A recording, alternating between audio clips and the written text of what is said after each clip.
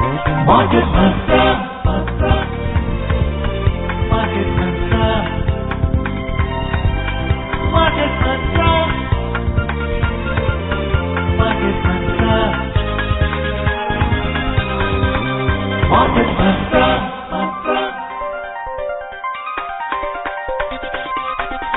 Market Mantra.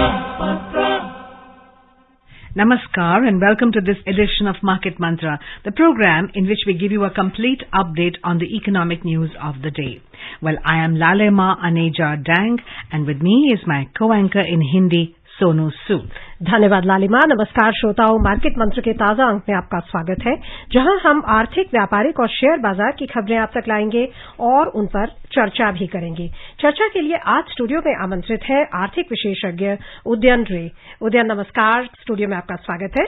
धन्यवाद सोनू। और अब सबसे पहले हेडलाइंस के साथ हैं लालिमा Aneeza dang. Thank you, Sonu. Yes, the headlines first. Key domestic share indices log modest gains. Sensex finishes above 65,600 points. Nifty ends above 19,400 level. Rupee closes at 82 rupees and 37 paise against the US dollar. Gold climbs to 58,870 rupees per 10 grams for August contracts at MCX, and Brent crude rises to $78 per barrel. प्रमुख घरेलू बाजार सूचकांक मामूली बढ़त में रहे। Sensex 65,600 के ऊपर और निफ्टी 19,400 के ऊपर हुए बंद। रुपया डॉलर के मुकाबले 82 रुपये 37 पैसे प्रति डॉलर के स्तर पर बंद हुआ। एमसीएक्स में अगस्त अनुबंध वाला सोना तेजी के साथ 58,870 रुपये प्रति 10 ग्राम पर पहुंचा और ब्रेंट कच्चे तेल का मूल्य बढ़कर $78 प्रति बैरल हो गया।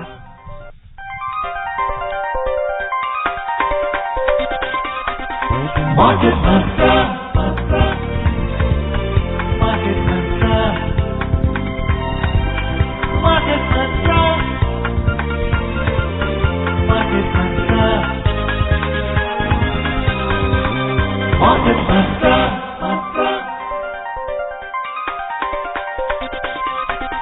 Market Mantra. शुरुआत करते हैं शेयर बाजार से। प्रमुख घरेलू बाजार सूचकांक आज 0.4% से अधिक की तेजी में रहे। सेंसेक्स 65,600 के स्तर से ऊपर बंद हुआ और निफ्टी 19,400 के स्तर को पार कर गया। दोनों सूचकांकों में ये बढ़त सकारात्मक वैश्विक संकेतों के बीच आई। कारोबार की समाप्ति पर बंबई शेयर बाजार का सेंसेक्स 274 अंकों की बढ़त दर्ज करता हुआ 65,618 पर बंद हुआ। नेशनल स्टॉक एक्सचेंज का निफ्टी भी 84 अंक बढ़कर 19,439 पर बंद हुआ। व्यापक बाजार की बात करें तो बीएसई मिड कैप सूचकांक 0.97% के उछाल में रहा और स्मॉल कैप सूचकांक में 0.82% की वृद्धि दर्ज हुई। Key domestic indices today logged gains of more than 0.4%. The Sensex at the Bombay Stock Exchange finished above 65,600 points, while Nifty at the National Stock Exchange ended above 19,400 level. Both stocks climbed amid positive global cues. Sensex rose 274 points to close at 65,618. Nifty also gained 84 points to settle at 19,439. In the broader market at the BSE, the mid-cap index surged 0.97% and the small cap climbed by 0.82%. In the Sensex index, which is a pack of 30 companies, shares of 19 firms appreciated while 11 depreciated. Among the top gainers, Sun Pharma inched up 2.5%, followed by Maruti that climbed 1.7%. Tata Motors gained 1.6%. On the other hand, Bajaj Finance declined 1.2%, Axis Bank fell 1.1%, and HCL Tech slipped 0.8%. In sectoral indices at the BSE, 16 sectors witnessed losses, while 4 logged gains. Telecommunications surged 2.1% and industrial index climbed 1.6%, while metal index fell 0.6%. The overall market breadth was positive as shares of 1,870 companies rose, while 1,627 fell. A total of 104 shares remained unchanged. रुपए की बात करें तो अंतर banking विदेशी मुद्रा बाजार में रुपया डॉलर के मुकाबले 21 पैसे की मजबूती से 82 रुपये 37 पैसे प्रति डॉलर के स्तर पर बंद हुआ। उधर दुनिया की 6 प्रमुख मुद्राओं की तुलना में डॉलर की मजबूती दर्शाने वाला सूचकांक अंतर दिवसीय कारोबार में 101.8 पर था। उदयन, क्या कहेंगे आप? बाजार में हम लगातार एक तेजी देख रहे हैं, नित नए हाईज अचीव कर रहा है बाजार, और ये तेजी ब्रॉड बेस्ड भी है। स्मॉल कैप, मिड कैप में भी लगातार तेजी है। इनफैक्ट तुलनात्मक रूप से देखा जाए तो अधिक तेजी है। सो कैसे देखते हैं बाजार की अभी की मजबूती को, सेंटिमेंट को और आगे के आउटलुक को? देखिए, पॉजिटिव सेंटिमेंट्स जिसे एनिमल स्पिरिट्स कहते हैं वो काफी हाई है इस वक्त। और आप अगर देखें कि कुछ जो प्रोमिनेंट स्टॉक्स जो हैं, RIL, HDFC पैक जो हैं, ये इनका प्रदर्शन इनके प्रति निवेशकों का जो रुझान है वो काफी पॉजिटिव है। तो और जैसे तुलनात्मक रूप से जब financial institutional, foreign institutional investors देख रहे हैं तो कई लोगों का मानना है, और मुझे भी ऐसा लगता है कि चीन में जो रेस्ट्रिक्शंस थे जब उठाए गए थे तो उम्मीद की जा रही थी वहां पे इकोनॉमिक ग्रोथ जबरदस्त होगा, काफी जबरदस्त पिकअप होगा। वहां पे एक फ्लैगिंग हुई है, मतलब उस हिसाब से नहीं हुई है, और पीछे तो 1-2 दिन में जो खबरें आ रही हैं वो काफी चिंताजनक है। तो ऐसा लग रहा है कि वहां उनका जो लॉस हुआ है, मतलब उनकी तरफ जो इन्वेस्टमेंट जाना था वो रास्ता डिटूर करके, टर्न लेके, मोड़ लेके हमारे भारत की तरफ आ गया है। दूसरी बात यह है कि काफी निवेशकों का मानना है कि जो रिजल्ट्स निकलेंगे, अभी तो रिजल्ट्स का आएंगे, उसमें उम्मीद की जा रही है कि काफी जगह में, काफी एरियाज में, आईटी के बारे में हम बात नहीं कर रहे हैं, दूसरी जगह में रिजल्ट्स काफी उत्साहजनक होंगे। पर मेरा ये मानना है कि ये शायद कई बार एक्साइटमेंट में मार्केट आगे चला जाता है, कहा जाता है रनिंग अहेड ऑफ इटसेल्फ। तो मैं उन लोगों में से हूं जिनको ये लगता है कि शायद अब ऐसी स्थिति में पहुंच गए हैं जहां पे थोड़ा रन अहेड ऑफ इटसेल्फ हो गया। तो इसका मतलब ये नहीं कि लुढ़क के नीचे चला जाएगा मार्केट, सिंपली बिकॉज जो निवेशक हैं वो सेक्टर को रोटेट कर रहे हैं। मान लीजिए एक सेक्टर में आगे मूवमेंट हो गई है काफी, तो वो सीधे आप उसी सेक्टर के मिड कैप में गए, स्मॉल कैप जिसके बारे में बात की, फिर आपको लग रहा है कि वो सारे रिच वैल्यूएशंस हैं, तो आप दूसरे सेक्टर जो अंडर बॉट हैं वहां पे आप जा रहे हैं, तो वो रोटेशन हो रहा है। तो उस वजह से जो है एक फ्लोर मिल रहा है हमेशा, और वो फ्लोर ऊपर ही जाता जा रहा है, नीचे नहीं जा रहा। तो वो एक उम्मीद है। पर अगर हम ये सोचें कि बेलगाम घोड़े की तरह मार्केट्स आगे चलती जाएंगी, मुझे लगता है वो शायद ना हो। पर आपको उत्साहजनक जो हेडलाइंस, जो सुर्खियां, वो उत्साहजनक होंगे। अगर अगले 24-48 घंटे के बारे में बात की जाए तो आज फेडरल रिजर्व के एक सेंट लुई के मेरे ख्याल से प्रेसिडेंट हैं, उनका वक्तव्य, एक जगह वो बातचीत करेंगे, उसका इंतजार मार्केट्स कर रहे हैं। और कल इन्फ्लेशन डेटा निकलेगा यूएस से, जिससे अंदाजा लोग लगाने की कोशिश कर रहे हैं कि यूएस फेडरल रिजर्व, जो उनका जो सेंट्रल बैंक है, वो इंटरेस्ट रेट को 25 बेसिस पॉइंट, मतलब 25 परसेंटेज पॉइंट से बढ़ाएंगे कि नहीं। और ये माना जा रहा है कि 2 बार एटलीस्ट होगा, क्योंकि मुद्रास्फीति के ऊपर जो मुहिम है वो, उसमें जैसे टर्न आएगा मार्केट्स में एक बाउंस आएगा, और बाउंस वहां के मार्केट्स में आएगा, and we be the sufferers? No, we will also be the gainers, क्योंकि ओवरऑल एक सेंटिमेंट ऊपर जाएगा। पर सोनू, ये मतलब एक विडंबना कहिए, आयरनी कहिए कि मार्केट्स ये देख रही है कि इकोनॉमी वीक हो रही है कि नहीं, उल्टा चलता है मार्केट्स। आप पॉजिटिव इकोनॉमिक डेटा, मतलब इन्फ्लेशन बढ़िया चल रहा है, इकोनॉमिक ग्रोथ बढ़िया चल रहा है, तब एंथ्यूज होके मार्केट्स अप्रिशिएट करते हैं। अब देखिए विडंबना तो देखिए कि मार्केट्स इस चीज का इंतजार करें कि वीकनेस दिखे, जिसके चलते फेड अपना रेट हाइक को स्थगित करें, और फिर जो कैश है, जो मनीज है, वो इन्वेस्टमेंट की तरफ जाए। तो ये मतलब जो ट्रेडिशनल विजडम है, it's turned it on its head.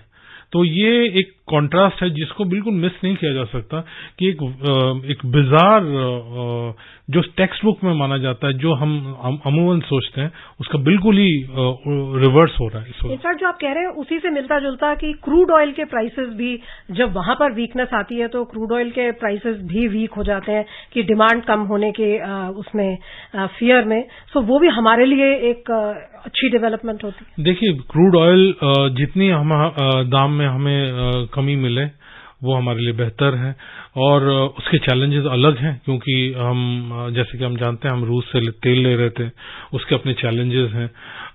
तो ये कई चीजें जो हमारे हाथ में नहीं है, तो वहां पे टाइट रोप वॉकिंग से बेहतर है कि अगर वो अपने आप ही मार्केट फोर्सेस चाहे जो मर्जी करें, प्रोड्यूसर्स जो हैं वो तो जितने भी पोलाइटली कहें उसको कार्टेल के अलावा और क्या कहा जा सकता है, ओपेक प्लस को, तो वो हमारे हाथ में नहीं है। और जैसा कि हम जानते हैं कच्चे तेलों का जो दाम है, उसका जो असर है हमारे यहाँ पे गरीब से गरीब भारतीय के ऊपर उसका असर होता है, तो इसको अनदेखा नहीं कर सकते, और मार्केट मंत्र जैसे प्रोग्राम में भी हम इग्नोर नहीं कर सकते। तो वो ये बात हमें ख्याल रखना है। पर ये मुझे लगता है कि डिमांड प्रेशर की वजह से सब जो प्राइसेस के ऊपर जो है थोड़ी बहुत लगाम तो लगेगी। Then, what I make of what you talked about, the Sensex touching 65,600 points, is that we still got to be cautious about the optimism. But it has been hovering around 64, 65 for quite some time now. You still think that we got to be cautious? Because what about the fact that we are still the 5th largest economy in the world and are poised to become the 3rd largest? We are dreaming of being the 3rd largest very soon. Fastest growing economy in the world. If I would say the Sensex is the barometer of the economy, we are doing pretty well. And let me add a corollary question. What if somebody wants to invest now? Should he wait for the downfall or should he just go ahead? Let me take your last question first. Right. Never wait for the right time. It's always a good time to invest. I know this is a public program and one should not be coming up with very strong statements, but I really feel strongly. If somebody is telling you that this is a good time, Mahurat nikalna hai, this is a brilliant time, I'm going to give you a formula, then you can be very, very sure that that person doesn't know a thing about markets. In every condition, there are ways by which, if you follow a few basic things, do some very basic and simple due diligence, you can do well for yourself. Smartly. And you don't have to be brilliant, you just have to have common sense. And these things are there, they have been there, our parents have done it, our grandparents have done it. Here, the opportunities are different. So here what can investors do? If you are starting for the first time in your life and the markets are looking exciting, don't sell everything and look at it as a gamble. Investment means partnership. Gambling is you're taking a chance. When you're investing, you're in the stock markets, you're becoming partner to the growth of companies. How can you do that? In a simple way, go for index funds or ETFs. They are the best 50 companies, in case of Nifty, best 50 companies, you're investing in them. If you cannot invest large amounts, go for systematic investment plans of mutual funds. You can do ETF, they're listed, you can sell them. Why would you even sell them? Because the economy is going to grow. And you can start with as small an amount as 500 rupees, 100 rupees, depends. Things have been made very simple. You can do it over the mobile phone. And over a period of time, just try to increase it. Once you get your pay, you just invest first. If it's 500, make sure you never go below 500. If it's 1,000, you do 1,000, never go below 1,000. Then you start spending your money.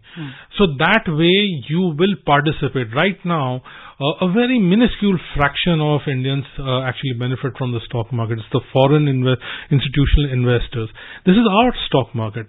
This stock market is based out of India. We Indians have a right or are entitled to benefit from it. So it needs to go to a large number of people. So that way, when you're investing consistently, and you know for a fact that we are going to grow, you mentioned all these facts. How can you harness that, exploit that fact? Just invest in these large companies. And if you get bored with these large companies, there's Nifty Next 50. So you just keep going, and forget about these formulas, forget about timing. People can say whatever they want. You can have a simple approach to investing and never try to time the market. Believe in the genius of the market. Don't try to become a market genius. That's the ठीक कह रहे हैं बिल्कुल कि time करना market को संभव भी नहीं है और करना भी नहीं चाहिए। लेकिन कई एक्सपर्ट्स कह रहे हैं कि ये जो बाजार है हमारा, जैसा लालिमा जी ने कहा कि बहुत सारे जो फंडामेंटल्स हमारे इतने स्ट्रांग हैं, पूरी इकोनॉमी का जो आउटलुक इतना स्ट्रांग है, वो देखते हुए कई जो इंटरनेशनल एजेंसीज हैं वो कह रही हैं कि 1 लाख तक पहुंचेगा बाजार by year and. So even अगर हम इसको एक बेंचमार्क की तरह लेके एक अपवर्ड ट्रेंड रहेगा, जो ऑलरेडी इन्वेस्टेड है लोग बाजार में, जो ऑलरेडी एसआईपीज कर रहे हैं, वो क्या करें? क्या वो प्रॉफिट बुकिंग करें अभी? बिल्कुल नहीं। आप जब निवेश कर रहे हैं, एक तो देखिए वहां पे कंफ्यूजन कहां पे आता है। हमें जो ज्ञान देते हैं, मेरे को छोड़ दीजिए खुद थोड़ी देर के लिए, हमें जो ज्ञान देते हैं उनका फुल टाइम काम है इन्वेस्टमेंट करना। बाकी जो इस प्रोग्राम को सुन रहे हैं वो इन्वेस्टमेंट भी करते हैं, पर वो कुछ और कर रहे हैं। वो डॉक्टर हैं, वो आईटी स्पेशलिस्ट, कुछ दुकान चला रहे हैं। उनका फुल टाइम काम इन्वेस्टमेंट करना नहीं है। वो क्यों इन्वेस्टमेंट कर रहे हैं? क्योंकि उनको कुछ जरूरतें हैं जिनको वो पूरा करना चाहते हैं। उनको ये नहीं दिखाना कि मैंने पैसे को 6 गुना कर दिया 6 दिन में, ये उनको दिखाना नहीं। और वो दिखा के करेंगे भी क्या? क्योंकि उनकी जरूरत रिटायरमेंट के लिए जो पैसे हैं वो 100 रुपए को आप 600 रुपए रविवार तक कर लेते, उससे आपके रिटायरमेंट के लिए पैसे इकट्ठे नहीं होंगे। तो आपकी जरूरत जब आएगी तभी आप प्रॉफिट बुकिंग की तरफ आएंगे। तो मान लीजिए 2 साल बाद आपने अपने बच्चों के लिए इन्वेस्टेड है और आपके बच्चों का आपने मार्केट्स में निवेश करके रखा है। 2 साल या 1.5 साल बाद पैसों की जरूरत पड़ेगी। अब धीरे धीरे करके मार्केट से प्रॉफिट बुक करके निकलेंगे, एकदम से नहीं निकलेंगे। धीरे धीरे हर महीने थोड़ा थोड़ा करके निकाल के एक सिक्योर जगह पे लेके चले गए, बैंक में डिपॉजिट्स में लेके या डेट फंड्स में लेके गए और वो तैयार किया। ये प्रॉफिट बुकिंग में समझ सकता हूं। अगर मान लीजिए आपका एक्सेस इक्विटीज में, मतलब स्टॉक्स में बहुत ज्यादा हो गया, इतने आपको रात को सो नहीं पा रहे हैं आप, तो आपको अपने जो लेवल आपके लिए कंफर्टेबल है उसको थोड़ा सा कम किया 10%, फिर आप वहां पे लेके गए जहां पे थोड़ा रिस्क कम है। तो अगर म्यूचुअल फंड में है तो आपने हाइब्रिड फंड में लगाया, नहीं तो आप कहीं और लेके गए, गोल्ड में थोड़ा सा कम चल रहा है, तो 3% है आपका ओवरऑल पोर्टफोलियो का, थोड़ा सा आपने बढ़ा लिया वहां पे। तो इस तरीके से जिसको रीबैलेंसिंग बोलते हैं, इन केसेस में आप कर रहे हैं। प्रॉफिट बुकिंग यहां पे भी नहीं हो रही है। प्रॉफिट बुकिंग जब गेन्स को आप तभी ले रहे हैं जब आपको जरूरत पड़ रही है। आधी प्रॉब्लम सोनू इसलिए आती है, लोगों को लगता है उन्हें कुछ करना है, पर आपको कुछ क्यों करना है, बाहर क्यों निकलना है? आपको पैसों की अगर कल या परसों या 1 साल या 5 साल बाद जरूरत नहीं है तो इक्विटीज में निकलने का कोई मतलब ही नहीं बनता। बट एक चीज है जो आपने चर्निंग की बात की, कहा जाता है कि जब इकोनॉमिक ग्रोथ की स्टेज आती है एक कंट्री की, तो उसमें स्मॉल कैप्स और मिड कैप जो कंपनीज हैं वो बहुत अच्छा करती हैं। तो आपको लगता है कि कहीं ना कहीं small cap mid cap segment पर भी ध्यान देना चाहिए, सिर्फ इंडेक्स फंड या सिर्फ लार्ज कैप के? देखिए उसमें भी कुछ पोर्टफोलियो में प्रपोर्शन होना चाहिए। बिल्कुल होना चाहिए, पर अगर आप लॉन्ग टर्म इंपॉर्टेंट गोल्स के लिए कर रहे हैं, देखिए स्मॉल कैप जो कंपनी है उनकी मोर्टेलिटी हमारी जैसी इकोनॉमी में, आपको मालूम नहीं है कि जो आज स्मॉल कैप है वो कल मिड कैप तक जाएगा कि वो रिसीवर में चला जाएगा। क्योंकि जो जब ट्रांजिशन करते हैं कंपनी, छोटे कंपनी से मझोले और मझोले से बड़े सब नहीं कर पाते। हर स्टार्टअप एमएसएमई नहीं बन पाता, उसके आगे नहीं जा पाता। तो इसलिए क्या होता है, आप जब आपका पोर्टफोलियो बन रहा है, आपने लार्ज कैप काफी निवेश करके रखा हुआ है, तो उसका एक हिस्सा आप करते हैं। पर अगर आपका small cap loaded fronted portfolio है, फिर तो जब मार्केट गिरेगा आप मोबाइल खोलेंगे, अखबार खोलेंगे, शीट में लिखेंगे, आपको टेंशन हो जाएगी। तो अगर वो आप हजम कर सकते हैं, मुझे नहीं लगता ये लॉजिकल। आप मान लीजिए आपने बच्चों के यूनिवर्सिटी के लिए इकट्ठा कर रहे हैं, रिटायरमेंट के लिए, you will not be comfortable with this. पर अगर ये सब का इंतजाम आपने कर लिया है फिर तो कोई प्रॉब्लम नहीं है, फिर तो आप जो जैसे खेलना चाहते हैं खेल सकते हैं। बट अपार्ट फ्रॉम दैट ज्यादातर जो निवेशक हैं वो वहां तक भी नहीं ठीक से पहुंच पाते। तो हम उन लोगों के बारे में बात कर रहे हैं जिनके मेन लाइन रिक्वायरमेंट्स जो हैं वो आप अगर देखें औसत भारतीय जो है तकरीबन अगर 100 रुपए उसने फाइनेंशियल एसेट्स में लगाए 52 से 56 या कई बार तो 60% भी हो जाता है फिक्स डिपॉजिट में लगता है। और अगर आप फिक्स डिपॉजिट के रेट्स देखें लॉन्ग टर्म में वो हमेशा इन्फ्लेशन को लैग करते हैं और उसका टैक्सेशन भी एडवर्स है। उसकी अपनी जरूरत है एक जगह में इस्तेमाल यूजफुल होते हैं पर लॉन्ग टर्म में जहां पे आपको 7, 10, 12, 15% से जिन चीजों में इन्फ्लेशन हो रही है जैसे हायर एजुकेशन में हो रहा है वहां पे तो आप वो रूट से आप काम नहीं कर पाएंगे। वहां पे आपका हक तो वैसे ही बनता है कि जो वेल्थ क्रिएशन हो रहा है हमारे स्टॉक मार्केट्स में उसका आपका एज अ इंडियन आपका हक बनता है तो वो आप इस निवेश से उस बेनिफिट को ले सकते हैं। Well, then you've given us quite a different perspective on investment. Looking at the current situation, now that monsoon is all over, in fact monsoon has overreached and is overdoing its work. What do you see the impact of monsoon on inflation? And we also know that there has been an increase in rural consumption. Well, how do you view the scenario? Well, it's still playing out. In some cases in northwest, we have had excess rains. There are parts in Maharashtra and the sugar belt where there is a challenge right now. So, and these things change.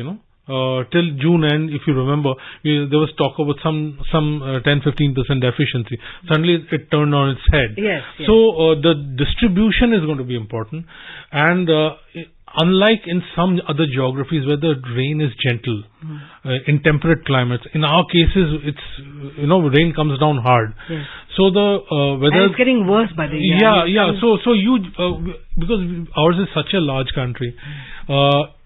Slowly it will play out. Slowly it will open out, play out. And I don't think there's anything to be alarmed about it. We'll probably be... there's nothing that we have seen which is alarming at the moment. And let's hope that things will work out well. Yes, there are areas where things will not be as we want. But ours is a large country. So let's hope that, overall, on an average, the rain dispersion, the monsoon will be nicely spread, and everybody is going to be benefiting our farmers, and hopefully that will move into help the consumption part, because that's rural incomes. They need a little bit of a lift. Yes. Compared to urban incomes. I think rural incomes do need a little bit of a boost. Yes. आइए इस चर्चा को आगे बढ़ाने से पहले अंतर्राष्ट्रीय बाजारों पर भी नजर डाल लेते हैं।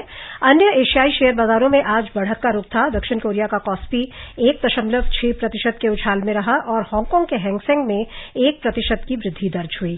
चीन का शंघाई कंपोजिट सूचकांक 0.6% की बढ़त में रहा और सिंगापुर का स्ट्रेट्स टाइम्स सूचकांक 0.5% की तेजी पर बंद हुआ। जापान के निक्केई सूचकांक में हालांकि कोई खास बदलाव नहीं हुआ।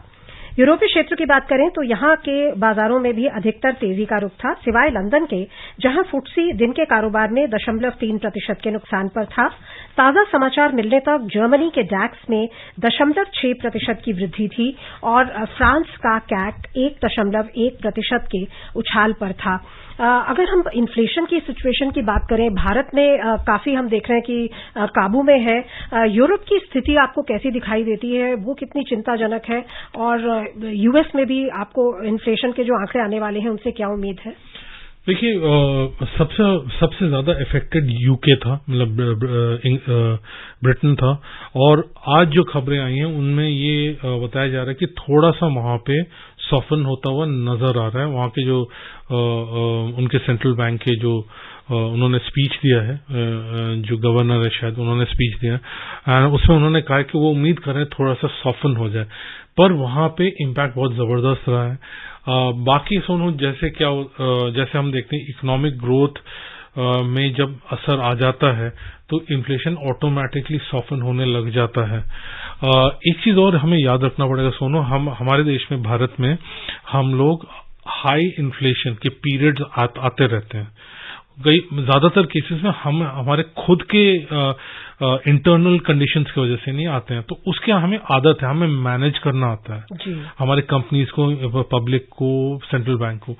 ये स्किल जो है ना, उनको 3 दशकों से वहां पे पश्चिम में ये सिचुएशन रहा नहीं, इसलिए उनको चैलेंजिंग लगा। और ब्रीफली चाइना में अगर डिफ्लेशन आता है, डिफ्लेशन का खतरा बताया जा रहा है वहां, तो वो भी ग्लोबल स्लोडाउन को और तीव्र करेगा। देखिए, उससे पहले ही एक उम्मीद की जा रही है स्टिमुलस आएगा और उसको बूस्ट करने का, और वो टारगेटेड स्टिमुलस करेंगे। देयर इज नो डाउट कि उन्हें स्टिमुलस करना पड़ेगा, क्योंकि वो लोग, उनके local and other government entities बहुत डेट लेके बैठे हैं, बैलेंस शीट में है एंड ऑफ बैलेंस शीट में है। तो अगर आपकी इनकम नहीं होगी तो आप डेट सर्विसिंग में आपकी दिक्कत आ जाएगी। तो इसलिए दूसरी बात है, जो डिफ्लेशन आप कह रहे हैं, वो इस तरीके से इंडिकेट हो रहा है कि प्राइस गिर रहा है जी। तो इसलिए आपको बूस्ट करने की जरूरत है। और दैट ऑल्सो एक्सप्लेन्स कि हमने, जब हम मार्केट्स के बारे में बात कर रहे थे कि हमारे यहाँ पे फ्लोज आ रहे हैं, ऐसे अगर हेडलाइन आएंगे तो जाहिर है कि इंस्टीट्यूशनल इन्वेस्टर्स उतने नहीं जाएंगे उधर जितना दूसरे इमर्जिंग मार्केट्स में। China's loss could be India's gain. These are all very temporary things, Lalima, because tomorrow if things perk up a little bit, and it's a very large economy. It's 6 times our size, if I'm not wrong. So the whole thing will just change in the snap of a finger. Oh, I see. All right, let's take a look at the U.S. markets now. Well, U.S. stocks ended higher yesterday following last week's losses, while Federal Reserve officials' comments bolstered the view that the U.S. Central Bank may be near the end of its policy rate tightening cycle. The Nasdaq Composite and the S&P 500 index both added 0.2%, and the Dow Jones Industrial Average gained 0.6%. Moving on to oil. Global crude oil prices today rose around 0.5% in intraday trade. Brent crude was trading at $78 a barrel. West Texas Intermediate crude price was at $73.30 per barrel when reports last came in. तो क्या कहेंगे आप briefly, upward ज्यादा pressure है oil prices पे या downward? ये तो जो आज देख रहे हैं, ये डॉलर इंडेक्स में जो मूवमेंट हुआ है, डाउनवर्ड मूवमेंट हुआ है, उसके वजह से कि जो इन्वेस्टर मनी डॉलर में ना जाके इधर चला है, ये कारण है, सप्लाई वाला डायनामिक नहीं है। तो आपको लगता है कि ये 77-78 पे शायद वो कोशिश करेंगे, ओपेक ये कोशिश करेगा 80 या बियॉन्ड जाने के लिए, पर ये देखिए कैसे डायनामिक्स काम कर रहे हैं। आइए अब चलते हैं प्रेशियस मेटल्स की ओर। मल्टी कमोडिटी एक्सचेंज में अगस्त अनुबंध वाले सोने की कीमत 180 रुपए बढ़कर 58,870 रुपए प्रति 10 ग्राम पर थी। सितंबर अनुबंध वाली चांदी भी मामूली बढ़त से 71,370 रुपए प्रति किलो पर थी। वैश्विक बाजारों में न्यूयॉर्क मर्केंटाइल एक्सचेंज में सोना 1,942 रुपए 60 सेंट प्रति आउंस पर था और चांदी भी बढ़त दर्ज करती हुई $23.40 प्रति आउंस पर थी। समय बहुत कम रह गया है, सो हमें चर्चा को भी यहीं विराम देना होगा। आप स्टूडियो में आए, आपने विभिन्न विषयों पर हमसे चर्चा की, हमारे श्रोताओं को बहुमूल्य जानकारी दी, बहुत ही कहें कि महत्वपूर्ण सलाह दी, उसके लिए आपका बहुत बहुत धन्यवाद। धन्यवाद Sonu. Well, before we wind up, here's a look at the headlines again. Key domestic share indices log modest gains. Sensex finishes above 65,600 points. Nifty ends above 19,400 level. Rupee closes at 82 rupees and 37 paise against the US dollar. Gold climbs to 58,870 rupees per 10 grams for August contracts at MCX, and Brent crude rises to $78 per barrel. That's all we have for you in this edition of Market Mantra. Namaskar. Market Mantra.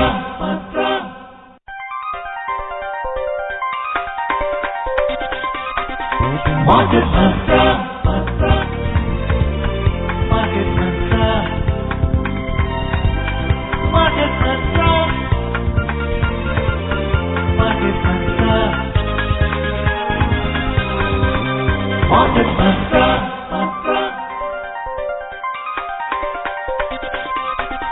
Market Mantra.